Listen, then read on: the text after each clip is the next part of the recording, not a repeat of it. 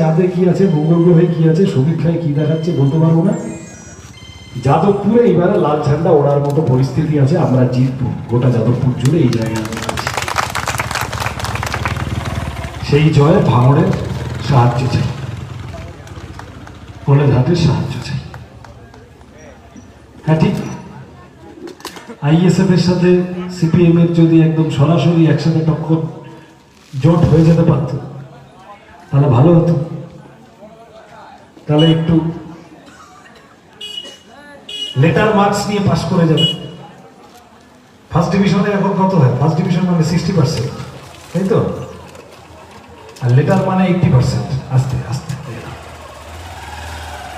ISF আর CPM এর জোট হয়ে গেলে ও ঘরে বসে বলে দেওয়া যেত তৃণমূল হারছে।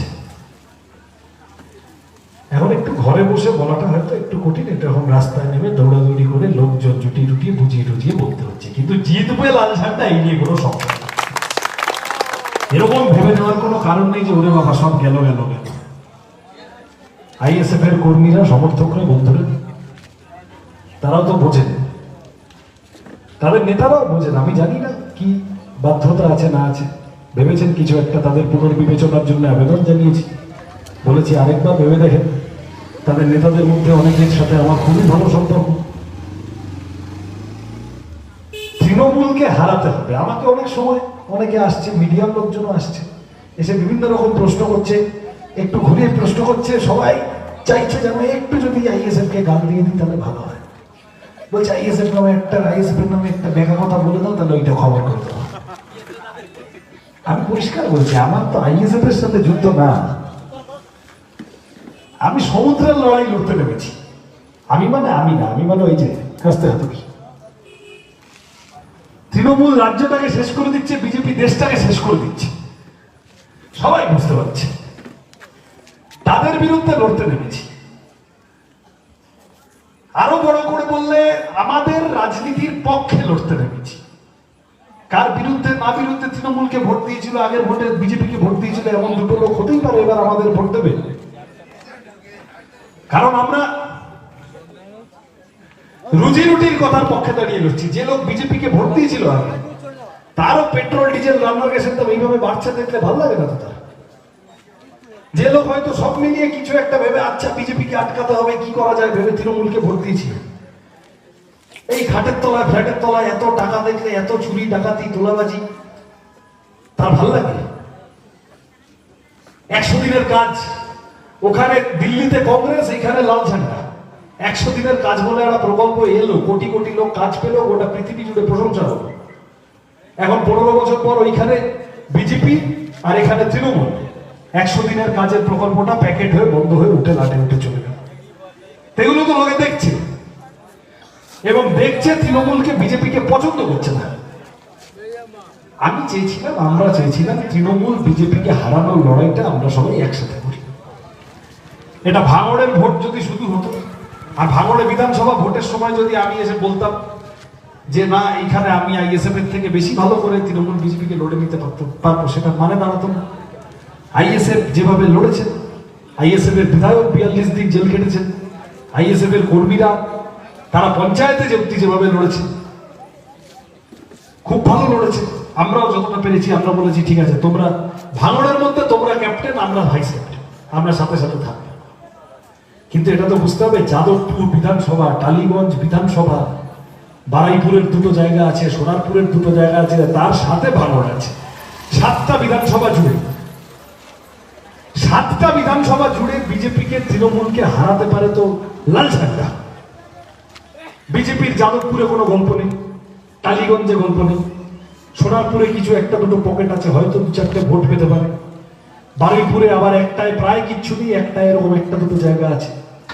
আর ভাঙড় বিজেপির সিলেবাসের বাইরে, ওই রকম একটা দুটো। তার মানে বিজেপির এখানে কোনো গল্প নেই, যাদবপুরে বিজেপি জিতবে না। আমি অন্য চাঁদে কি, মঙ্গল গ্রহে কি, অন্য কোথায় কি হচ্ছে টিভিতে সমীক্ষা অত বলতে পারবো না, কিন্তু যাদবপুরে বিজেপির কোনো জেতার চান্স নেই।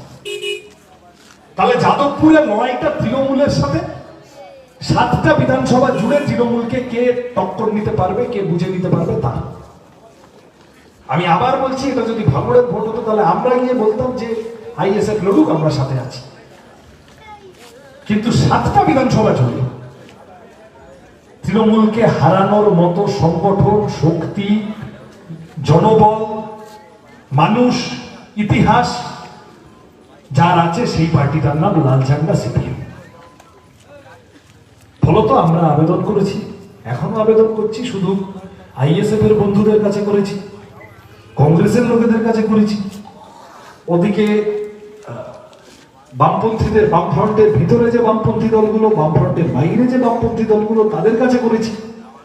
সবাই মিলে বলেছি যে এখন তৃণমূল, বিজেপি যেভাবে পুলিশকে ফিট করেছে, যেভাবে টাকা পয়সার সমুদ্র বইয়ে দিচ্ছে, যেভাবে গুন্ডা ফিট করেছে, এই সব মিলে তৃণমূল যে ভয়ানক শাসন কায়েম করেছে, সেই শাসন তার বিরুদ্ধে যদি লড়তে হয় তাহলে আপনাদের সবার সাহায্য চাই। আমরা একসাথে এই লড়াইটা লড়ব। আমার আবার আবেদন, আমি আবার বললাম, ওই কথাটা বুঝেই বললাম, কেউ কেউ আসছে, এসে খুব চাইছে সৃজন আইএসএফ কে একটা উল্টো পাল্টা কিছু বলে দিক, আমরা ওইটা খবর করে দেবো।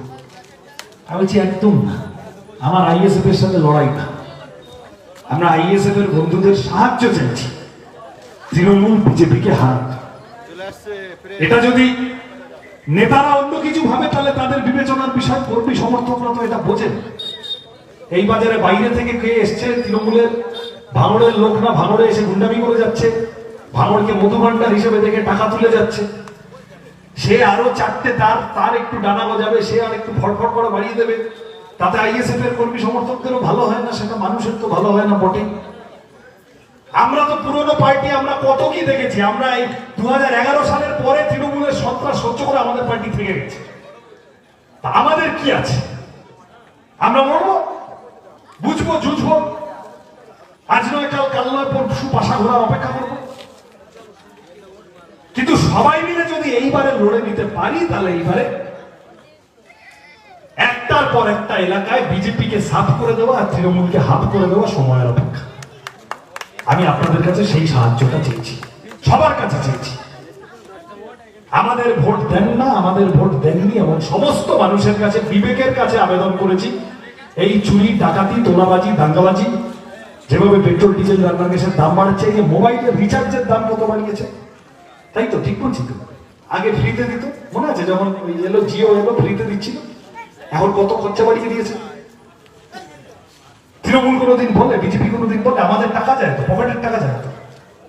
তাহলে এই যা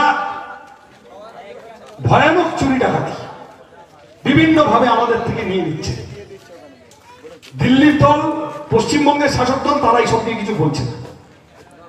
আমরা মানুষের রুজি রুটির কথা বলতে চেয়ে লড়তে নেমেছি। সহজ কথা, দিল্লি থেকে বিজেপিকে তাড়াও, দেশটাকে তছনছ করে দিচ্ছে, আর বিজেপিকে তাড়ালে এখান থেকে তৃণমূল নড়বড় হয়ে যাবে, তৃণমূলকে হারানোর কাজটাও সহজ হয়ে যাবে। কে একটা বলছিল আমার আগে, ইন্দ্রদানা স্বামীন্দা, কেউ একজন, খালি চোখে বোঝা যাচ্ছে তো ডায়মন্ড হারবারের বিজেপি প্রার্থী থেকে বুঝতে পারছেন না তৃণমূল বিজেপি সেটিং, বিজেপিকে থেকে বুঝতে পারছেন না বিজেপি দিল্লির মুখ্যমন্ত্রীকে ঘর থেকে গ্রেপ্তার করে নেয়, বিজেপি ঝাড়খণ্ডের মুখ্যমন্ত্রীকে ঘর থেকে গ্রেপ্তার করে নেয়, কিন্তু বিজেপি কালীঘাট পেরোলেই ইডি, সিবিআই, এনআইএ সব খালি খবর করছে, খালি গর্জন করছে, বর্ষণ আর হচ্ছে না, দিনের পর দিন, মাসের পর মাস চলছে। আমি কারোর নাম করে বলতে চাই না, কিন্তু যারা তৃণমূলের হয়ে ভোটে টোটে দাঁড়িয়েছেন, ইডি ডেকেছিল, একবার গেলেন, পরের বার ইডি আবার ডাকলো, গেলেন না, কেউ কিছু বললো না। মানে তৃণমূল ফিট করে নিয়েছে ইডিকে, বিজেপিকে দিল্লিতে কন্ট্রোল করে ফিট করে নিয়েছে, আমাদের এই লোকটাকে একে ছেড়ে দাও, এই ছেলেটাকে, এই মেয়েটাকে ছেড়ে দাও। তার মানে এই সেটিং ভাঙার জন্য লড়তে নেমেছি। তৃণমূল বিজেপির বোঝাপড়া, যাত্রাপালার ওপরের মঞ্চের উপরে দেখা যাচ্ছে রাম আর রাবণ খুব ঝগড়া করছে, পিছনে গিয়ে দেখা যাচ্ছে যে রাম সেজেছিল, যে রাবণ সেজেছিল, পিছনে গিয়ে একই বিড়ি কাউন্টারে খাচ্ছে। বিজেপি আর তৃণমূল হচ্ছে এইরকম। তাহলে এদের বিরুদ্ধে লড়তে নেমেছি, রুজি রুটির কথাটাকে সামনে রেখে লড়তে নেমেছি, সবাইকে নিয়ে লড়তে নেমেছি। এর মধ্যে কোনো লুকো ছাপা নেই, কোনো পকেটের ভিতরে লুকিয়ে রেখেছি, ফিস ফিস করে বলছি, এইসবের কোনো ব্যাপার নেই, পরিষ্কার বলছি। যাদবপুরে বাকি জায়গাগুলো আমরা জেতার মতো জায়গায় তৈরি হচ্ছি, আস্তে আস্তে যাচ্ছি। ভাঙড়ে যদি আমরা সব মিলে 21 সালের মতো তৃণমূলকে বিজেপিকে হারিয়ে দিতে পারি সবাই মিলে, তাহলে অনেক খেলা ঘুরে যাবে। আপনাদের সকলের সাহায্য চাই।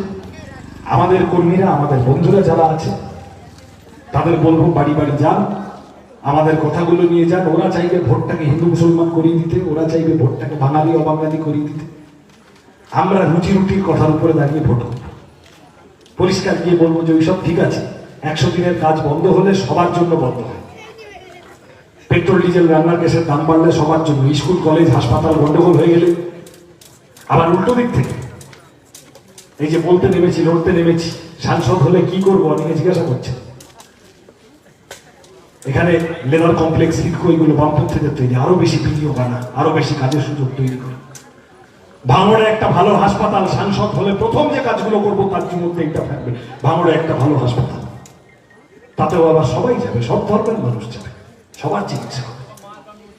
কিন্তু আপনাদের সবার ওই জন্য ওরা চাইবে রুজি রুটির লড়াইতে, রুটি কাপড়া মাখান, স্কুল কলেজ হাসপাতাল, অন্ন বস্ত্র বাসস্থান শিক্ষা স্বাস্থ্য কর্মসংস্থান, তার লড়াইতে আপনাদের সাহায্য চাই, আশীর্বাদ চাই, দোয়া চাই।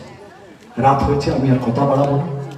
আপনাদের সাথে দেখা হবে, সবার সমর্থন, সবার ভালোবাসা সব নিয়ে আমরা এইবারে তৃণমূলকে টক্কর দেওয়ার জায়গায় যাদবপুরে যাচ্ছি। একটার পর একটা পাড়া, একটার পর একটা মহল্লা, একটার পর একটা এলাকা প্রস্তুত হচ্ছে।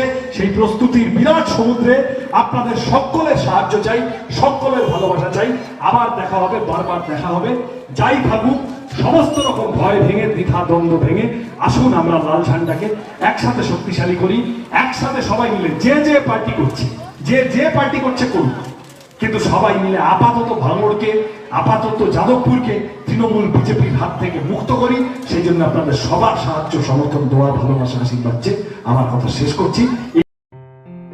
আসন্ন লোকসভা নির্বাচনে রাজ্যের প্রতিটি প্রান্তে বামফ্রন্ট প্রার্থীদের জয়ী করুন।